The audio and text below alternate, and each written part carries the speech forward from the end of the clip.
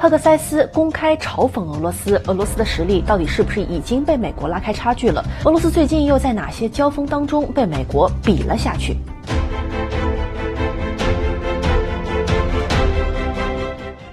大家好，我是殷谦，欢迎收看我的频道。近段时间关于美俄实力对比的讨论呢，又是在国际上引发了热议。美国已经至少在3次交锋当中直接把俄罗斯比下去了。首先是美军对委内瑞拉采取军事行动，并且强行控制了委内瑞拉总统马杜罗和他的妻子，这个就引发了国际上关于美国特种部队和俄罗斯特种部队之间实力差距的讨论。因为相较于美国的干净利落，俄罗斯至今为止都没有对泽连斯基采取过类似的措施，说明俄罗斯特种部队没有办法完成类似的斩首任务。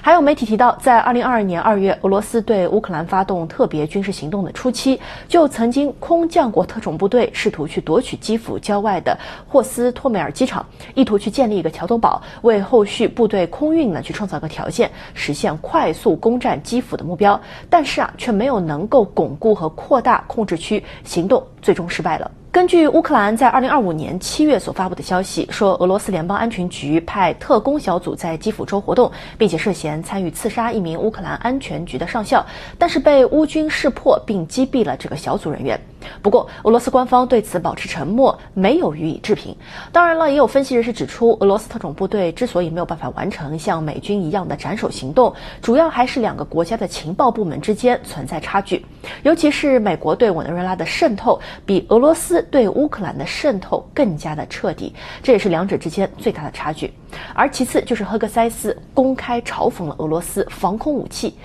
在当地时间1月5日，美国国防部长赫克塞斯在视察纽波特纽斯造船厂期间发表讲话，他以美国打击也门胡塞武装、轰炸伊朗核设施以及绑架委内瑞拉总统为例，高呼美国的威慑力回来了。而同时，赫克塞斯还高度赞赏美军的实力，称有大约200名美军士兵参与了对委内瑞拉的军事行动，而且没有一个美国人牺牲了。随后他还不忘嘲讽俄罗斯，说看起来俄罗斯的防空系统并没有发挥作用，难道不是吗？根据土耳其媒体报道显示，委内瑞拉的防空系统主要是由俄罗斯的 S-300 防空系统以及山毛榉导弹所构成的。在这次行动当中，美国是动用了精确导弹和电子战技术，完全压制了委内瑞拉的防空武器。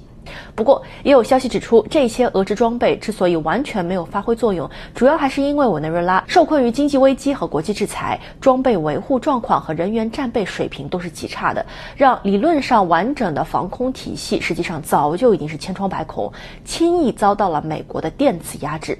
但是不管怎么说，美国的确是在实战当中压倒性的击败了俄罗斯的防空系统。而此外，就在1月7日晚间，美国欧洲司令部刚刚宣布说，美方已经在北大西洋上扣押了贝拉1号邮轮，现在是改名为马里涅拉号。这艘邮轮是从加勒比海一路出逃，说自己来自于俄罗斯。虽然贝拉1号临时改名，并且只是船身上画了俄罗斯的国旗，不过俄罗斯也的确认可了这个行为。俄罗斯外交部1月6日公开表示说，俄方正在密切关注这个邮轮马里涅拉号在北大西洋公海海域受到美国军方追踪一事，并且呼吁那些宣称致力于公海自由航行的西方国家要从自身做起，践行这个原则。而同一天，《华尔街日报》援引一名美国官员说，俄罗斯已经派出了一艘潜艇和其他的海军舰艇，为这艘空载而且锈迹斑斑的邮轮去护航，并且认为这艘邮轮可能会成为美俄关系中的一个新的引爆点。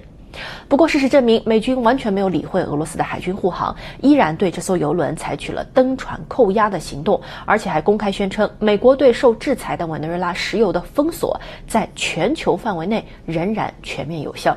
虽然说俄罗斯并没有证实派出了潜艇护航，不过俄罗斯官方的确为这艘邮轮发声辩护，要求美国停止追捕行动。但即便是存在正面交锋的风险，美国还是采取了强硬的行动，可以说是对俄罗斯正面挑战。而对此，俄罗斯交通部也只能发布声明谴责，并且要求美方确保马里涅拉号邮轮上的俄罗斯公民受到人道对待。相较于美国的强硬，俄罗斯的回应显然是在气势上就弱了不少。